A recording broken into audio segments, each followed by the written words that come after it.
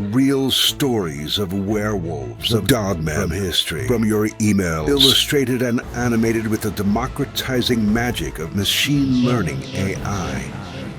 Welcome to Scary Stories.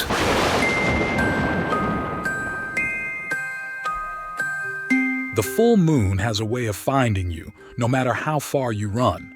I've learned that lesson over the 6 years since I was bitten, since my life became divided into neat lunar cycles.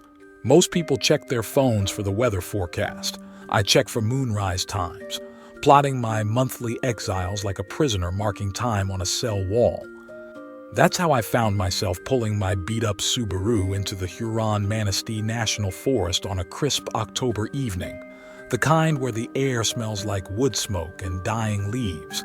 The sun was already flirting with the horizon, painting the sky in shades of amber and blood red. Fitting, really. I'd picked this spot carefully, 3 hours from Chicago, miles from the nearest marked trail, and far enough from any campgrounds that even my howls would go unheard. The transformation always starts with an itch deep under my skin, like thousands of pine needles trying to push their way out. I've learned to welcome it now. The sooner it starts, the more time I have to get deep into the wilderness, away from any chance encounters with hikers or hunters. My backpack held the essentials: water, a first aid kit I hopefully wouldn't need, and a change of clothes for the morning. The bare necessities of a life lived between worlds. The forest welcomed me with its usual indifference. Fallen leaves cushioned my footsteps as I pushed deeper into the woods, past ancient oaks and maples that had seen 100 years of seasons change.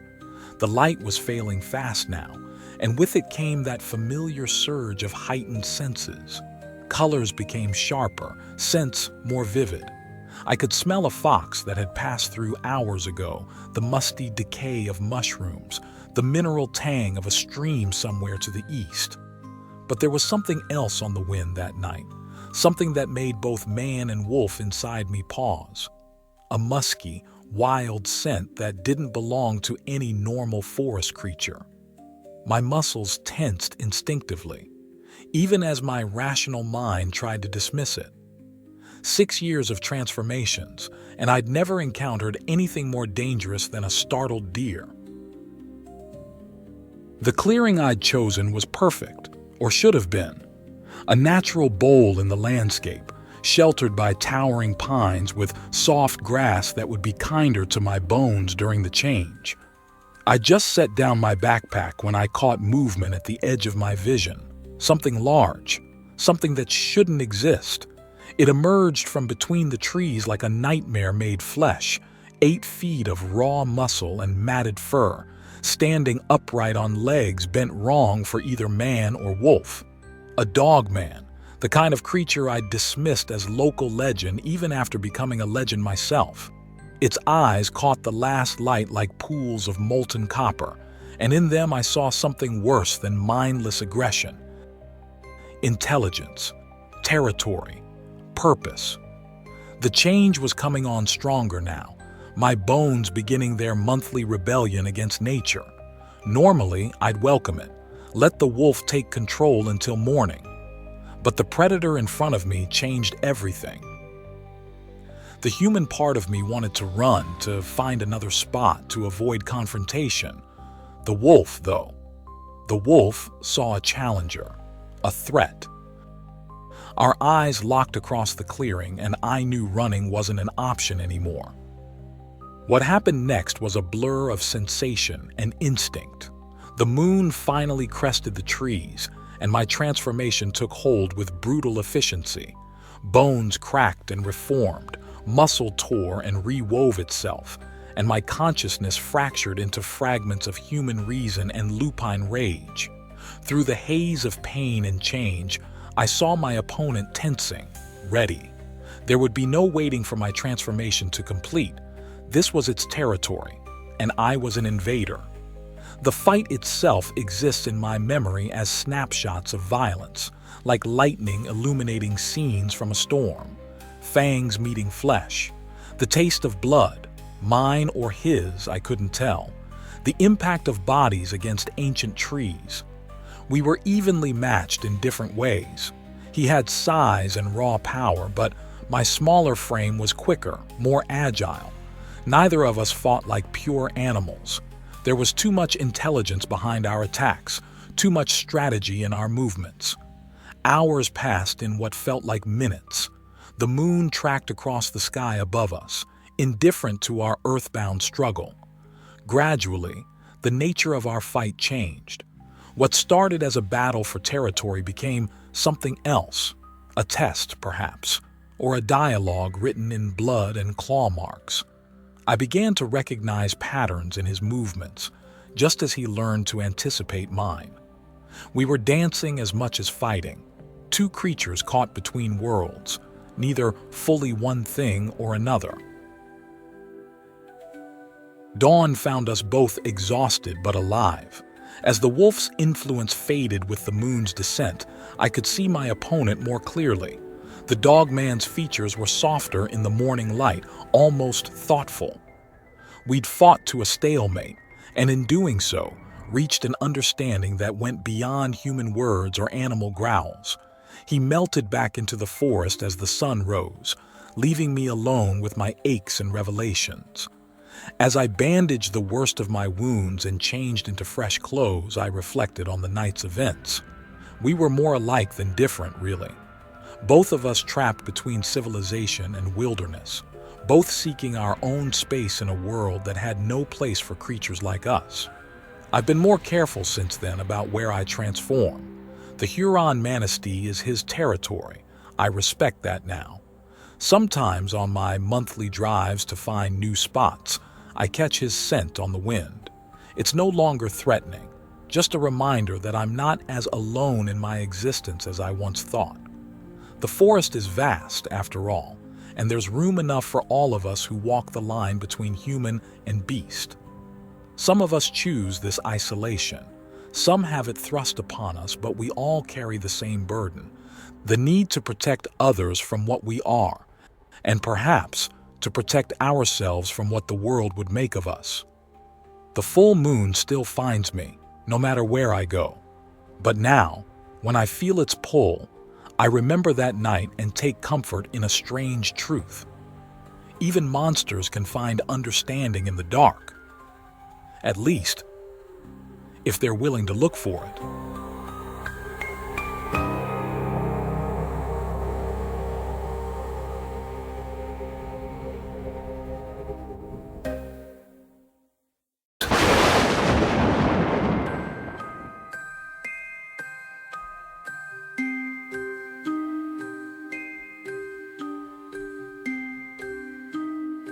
People ask me why I believe in monsters.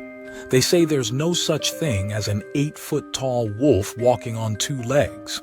But when you've spent 20 years watching over a sleepwalking child, you learn there are stranger things in this world than what most people are willing to believe. I know because one of these creatures either saved my daughter's life or was trying to take it. To this day, I'm still not sure which. Emma had been sleepwalking since she was 6. We tried everything. Doctors, sleep studies, medication. Nothing worked. But she'd always stayed close to home, never wandered far. That changed when she came back from her first semester at college. That Sunday started normally enough. Emma was home for spring break, and she'd gone for her usual afternoon walk in the woods behind our house. She loved those woods, knew every trail. But when dinner time came and went, something felt wrong. Call it a father's intuition, or maybe just 20 years of watching for signs she might be slipping into one of her walking dreams. Emma! Emma, where are you? The sun was setting fast, and my mind kept going back to what her old sleep specialist had said, how stress could trigger episodes, how college transitions could amplify sleep disorders. I grabbed my flashlight and phone, though I knew there'd be no signal once I got deep enough into the Manistee.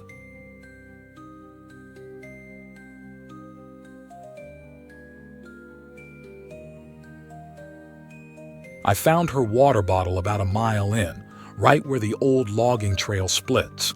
But something was off about it. The bottle was placed carefully upright, not dropped, like someone, or something, had set it there deliberately, like a breadcrumb. That's when the memories started flooding back, all those nights finding Emma in strange places, her eyes open but vacant, moving with an unnatural purpose. The shadows were getting longer, and that's when I heard it, this deep, rumbling sound. Not quite a growl, not quite a laugh, like something trying to mimic human speech. And then I saw the tracks, huge paw prints, but they were walking upright, following what looked like Emma's trail. Or had they been leading her? The beam of my flashlight caught movement between the trees, something big, much bigger than any bear and moving with an intelligence that made my blood run cold. I'd heard stories about the Michigan Dogman all my life, but I never thought.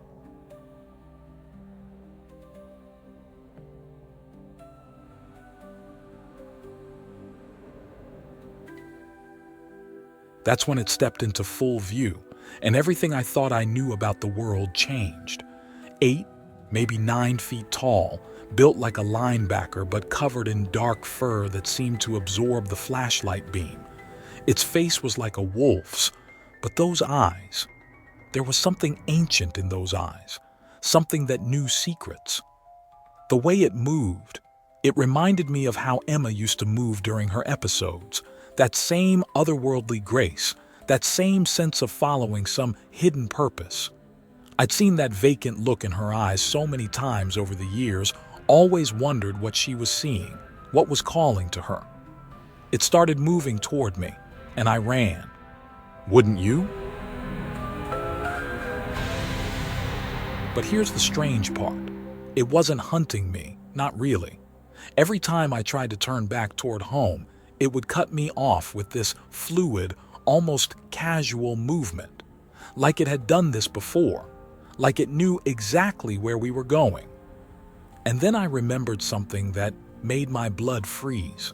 All those mornings finding pine needles in Emma's bed, mud on her shoes that hadn't been there when she went to sleep.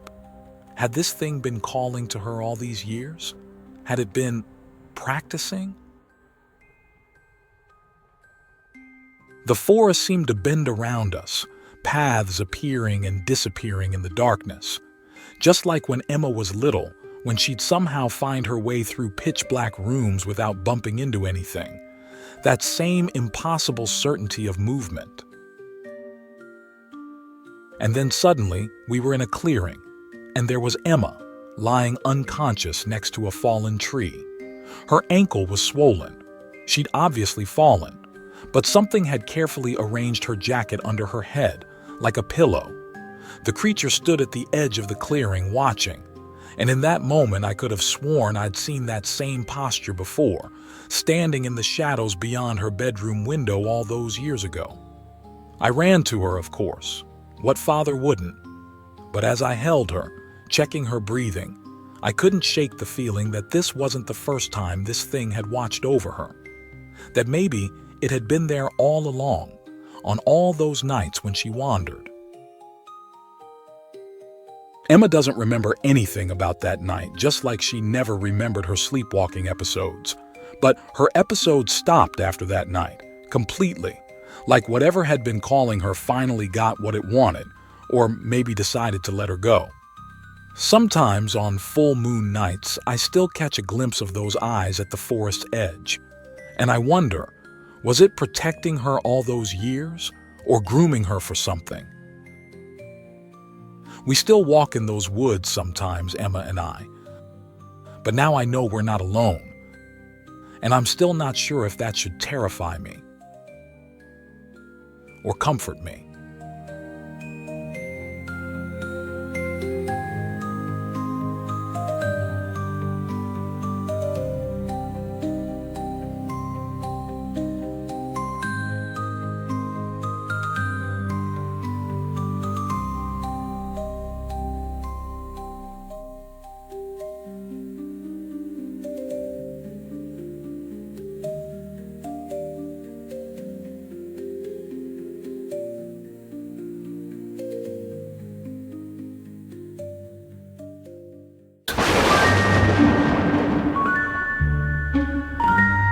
You know, sometimes the scariest stories aren't the ones that end in blood and violence. Sometimes, the ones that really get under your skin are the encounters that make you question everything you thought you knew about reality. This is one of those stories.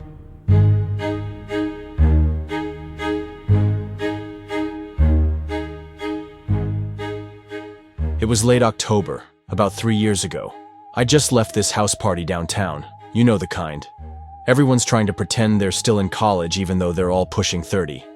But I mean, I sure didn't mind. I never went to college, so it was fun living vicariously. I'd met someone there. Her name was Sarah, and she had this way of making everything else in the room disappear when she talked. We'd hit it off immediately, talking about everything from true crime podcasts to her work as a wildlife photographer to my job, which I'd rather not name here. By the end of the night, we'd already planned to meet for drinks the following Friday. Walking home that night, I couldn't wipe the stupid grin off my face. She was out of my league, but I was in the mood to get promoted anyway. That's when everything just sort of, changed. You know that feeling when the hairs on the back of your neck stand up? When your primitive brain is screaming at you that something's wrong, but your logical mind is staring at its phone and not even listening? I heard footsteps behind me. Heavy ones. At first, I told myself it was just another person heading home from the party. But the rhythm was wrong. Too heavy. Too slow. Too creepy. When I finally gathered the courage to turn around, I saw a silhouette that didn't make sense. It was massive, easily 7 feet tall. But it wasn't just the height. The proportions were all wrong. The shoulders were too broad, the arms too long. Then it stepped into the light. I'd like to say I had some profound thought in that moment. I'd like to share these deep profundities with you too. Unfortunately, all I could focus on were details my brain couldn't process. The way its muscles rippled under dark fur. The way its eyes caught the streetlight and threw it back like golden fire. The way its muzzle, I'm serious, it had a dog muzzle, wrinkled to reveal teeth that would make a timber wolf look tame. I ran like I've never run before or since.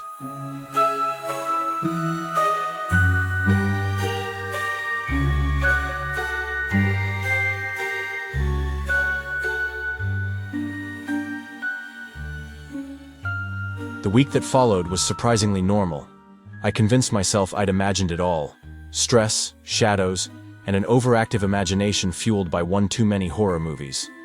By Friday, I was actually looking forward to my date with Sarah. Dinner was perfect. Sarah was even more fascinating than I remembered. She told me about her photography work tracking urban wildlife, about strange things she'd seen in the forests around town. Looking back, I should have paid more attention to those stories. We decided to walk off dessert, following the path near Wilson Woods. That's when I heard that familiar heavy footfall again. Sarah heard it too. When she turned around, her face went white.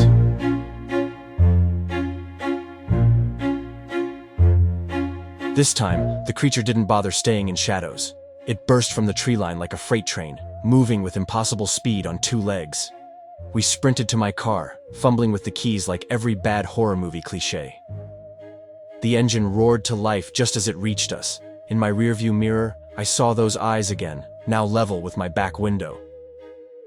We tore through the empty streets, the creature keeping pace for 3 blocks before vanishing into an alley. What Sarah said next changed everything. "It's Trevor. It has to be Trevor." Her voice was shaking, but not just from fear of the creature we had just escaped. She explained that her ex-boyfriend Trevor had started changing a few months before they broke up. She'd caught him sneaking out on full moons, coming back with no memory of where he'd been. When she confronted him about it, he'd disappeared completely. In her opinion, the animal we'd narrowly survived attack from was her ex-boyfriend Trevor. I don't know what that man had done to her, but she seemed to think he was supernaturally powerful. I didn't believe her. How could I? I broke things off the next day, telling myself I was dodging a bullet by avoiding someone who clearly had issues with an obsessive ex. I thought she was crazy because she thought her ex was literally a monster.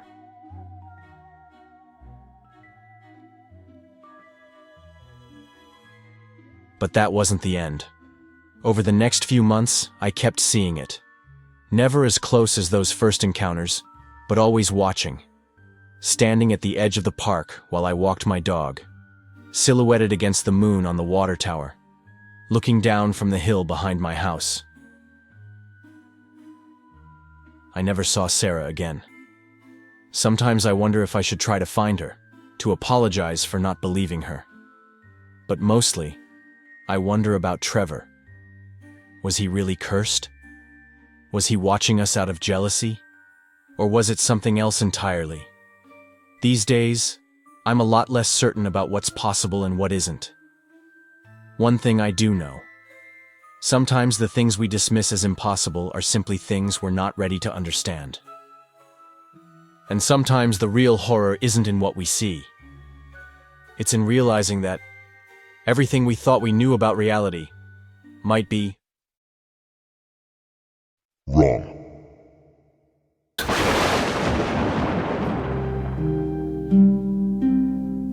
The first time I saw him, I wasn't supposed to be awake. It was 3:27 a.m., and I had dragged myself to the kitchen for a glass of water, trying not to wake Marcus.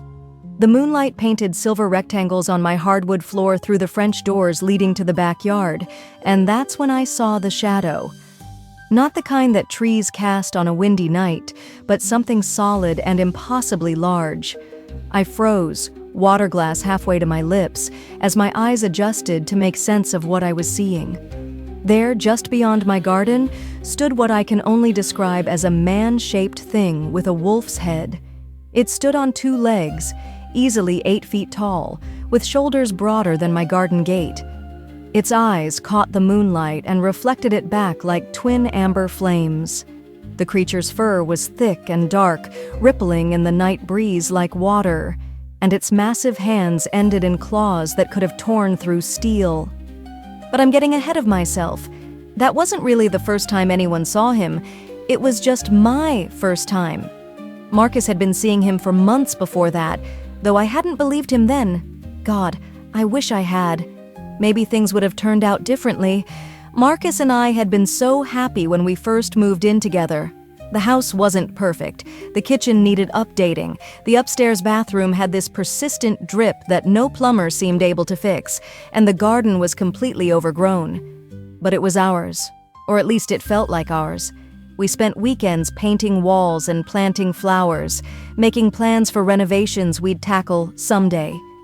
Marcus even built the garden gate himself, this beautiful wooden arch that he stained dark cherry red. The changes in him started so gradually that I almost didn't notice at first. A missed dinner here, a canceled plans there. He started taking longer routes to get anywhere, avoiding the wooded areas near our house. The bags under his eyes grew darker and he jumped at small noises. I found him sleeping on the couch more often than not, claiming he didn't want to disturb my rest with his insomnia. Then came the night I woke up to find him standing at our bedroom window, completely rigid. "There's something out there, Jenna," he whispered, his voice tight with fear. "It's watching us. Watching me." I got up and looked, but all I saw were shadows and trees. "Come back to bed, honey," I said, trying to sound soothing. "You're just overtired." But it kept happening. Night after night, I'd find him at different windows, staring into the darkness. He started sleeping less and less. His work began to suffer. Our relationship, too. Where we used to spend evenings cooking together or watching movies, now he paced the house obsessively, checking locks and peering through curtains. "It's massive, Jenna," he'd say, his voice cracking. "Like a wolf, but wrong. It stands like a man. It watches me. It knows I'm here." I did what any rational girlfriend would do. I suggested therapy, stress management, maybe a vacation. When he started talking about a massive wolfman stalking our property, I really pushed the therapy angle. I even made an appointment for him, but he never went. The night Marcus left, we had our biggest fight ever. He was throwing clothes into a duffel bag, his hands shaking so badly he could barely zip it closed. "That thing, it's not going to let me stay," he said, his voice hollow. "It wants me gone." "There is no thing," I shouted, frustrated tears running down my face. "You need help, Marcus. Please, just let me help you." He turned to me then, and the look in his eyes still haunts me, pure terror mixed with something like pity. "I love you," he said softly, "but I can't stay here and wait for it to decide I'm not leaving fast enough." He was gone before midnight. I later learned from his sister that he'd moved to Arizona, about as far from our Michigan home as he could get while staying in the lower 48. She told me he was doing better there, sleeping again, seeing a therapist. I was relieved, but also angry. 3 years together, and he'd thrown it all away over what I thought were stress-induced hallucinations. For 2 months after that, I lived alone in the house, alternating between guilt and resentment.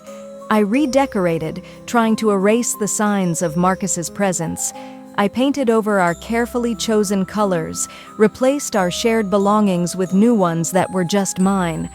I even considered taking down the garden gate, but something always stopped me. Then I met David at my friend Sarah's birthday party. He was everything Marcus wasn't: practical, grounded, completely normal. He worked as an accountant and spent his weekends doing sensible things like grocery shopping and catching up on paperwork. After 3 dates at restaurants and coffee shops, I finally felt comfortable enough to invite him back to my place. We were on the couch, sharing a bottle of wine and talking about his latest audit. Thrilling, I know, but at least it was real.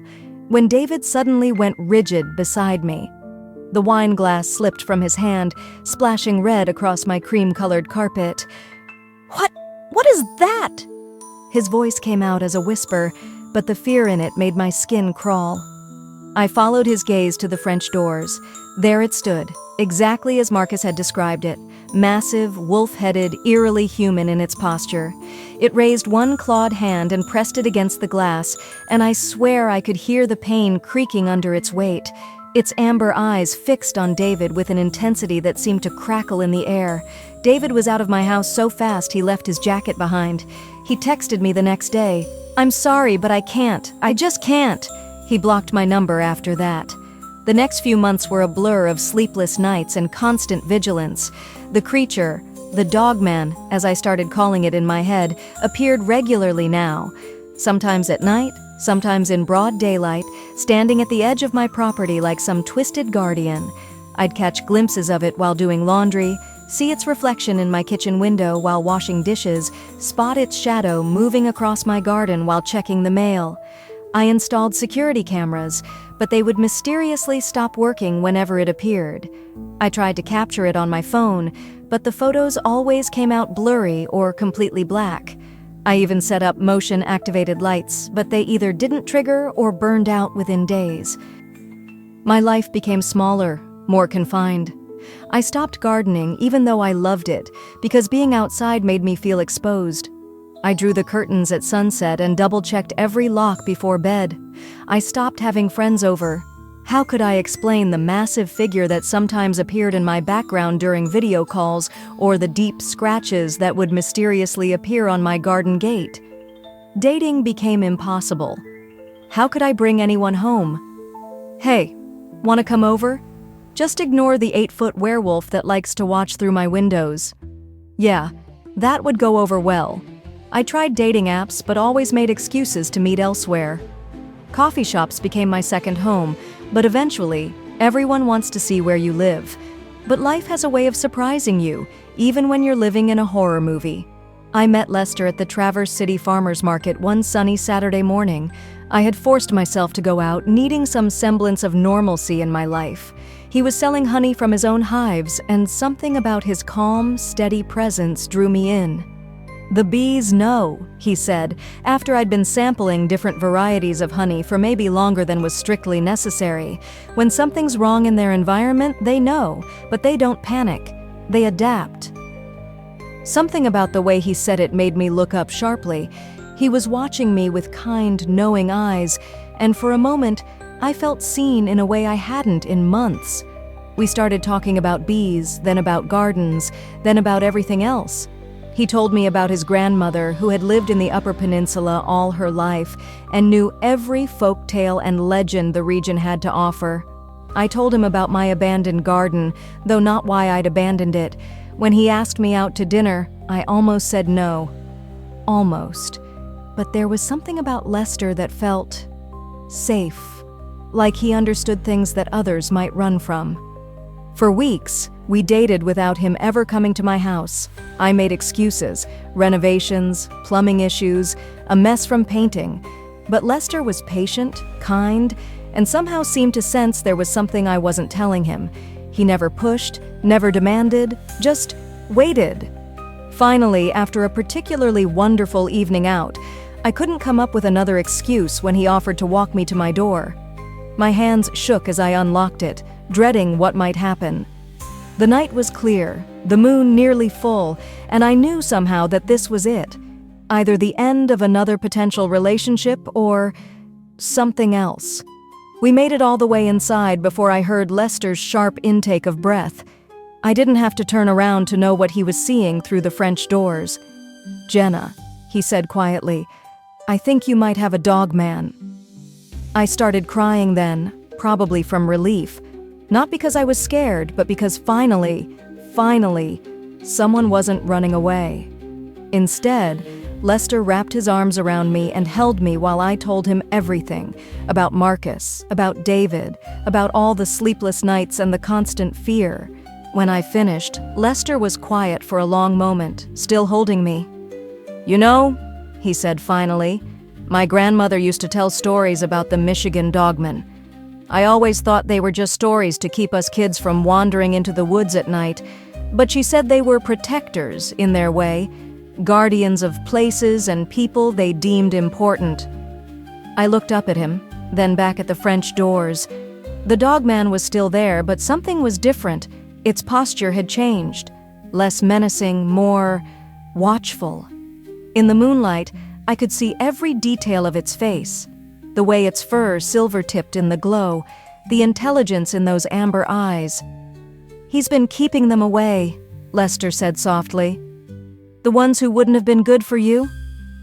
A week later, Lester helped me pack up my house. He didn't rush me, didn't pressure me to leave everything behind. We took our time, wrapping each item carefully, deciding what to keep and what to let go. As we loaded the last box into his truck, I glanced back at my property. The dogman stood at the edge of the woods, and for the first time, I wasn't afraid. I could have sworn it nodded at me before melting back into the shadows. Lester and I have been living together for 2 years now, in his cozy farmhouse surrounded by beehives and wildflowers. The Michigan winters are still harsh, but there's something magical about watching snow fall on the hives, knowing the bees are clustered inside, keeping each other warm. Sometimes, on full moon nights, I think I see a familiar silhouette at the edge of our property. But it doesn't frighten me anymore. Marcus called me last month out of the blue. "He's doing better now," he said, but he wanted to apologize for how he left things. I told him there was nothing to forgive. After all, he'd been telling the truth all along. We talked for a while about his life in Arizona, about my life with Lester. Neither of us mentioned the dogman directly, but when he said he was glad I found someone who could handle things, I knew what he meant. These days, I like to think of my dogman as something of a supernatural dating service. Terrifying, sure, but ultimately effective. He knew what I needed before I did, someone who would face the unexplainable by my side rather than run from it. Someone like Lester, who understands that sometimes the monsters aren't really monsters at all, just guardians making sure we end up exactly where we're supposed to be. I still have those French doors in my kitchen, salvaged from my old house. Lester helped me install them. Sometimes, when the moon is full and the night is quiet, I stand before them with a glass of water, remembering that first night I saw him, and I whisper a quiet thank you to the shadow that brought me home. We're thinking of starting a garden together, Lester and I. He says the bees would like more flowers, and I miss having my hands in the soil. We've already picked out the wood for the gate, dark cherry red, just like the old one. Some things, after all, are worth keeping. It's a classic pullover, play with the scary stories, got it. It's a classic pullover, put it in a stand-up to go. Available in white, black, navy, gray, or pink. Link is in the description.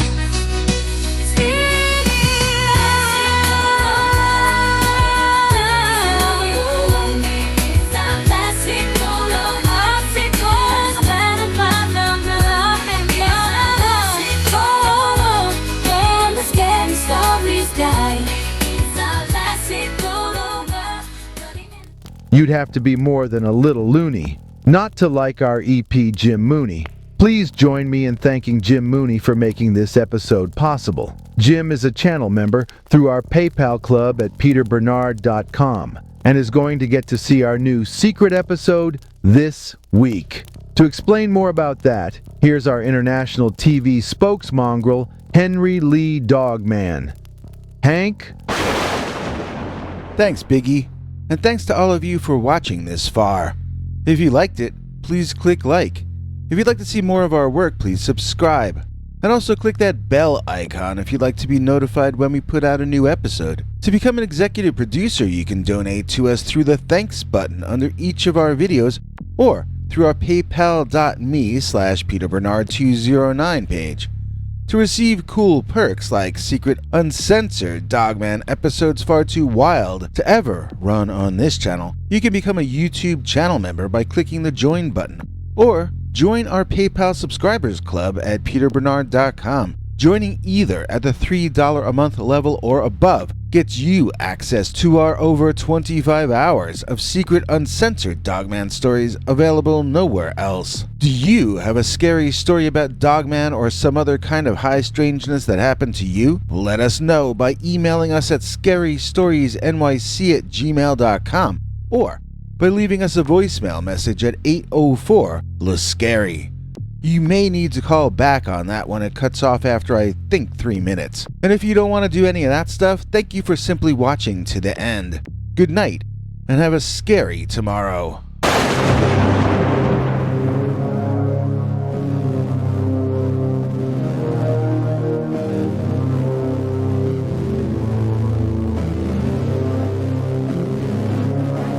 Come back for more scary stories.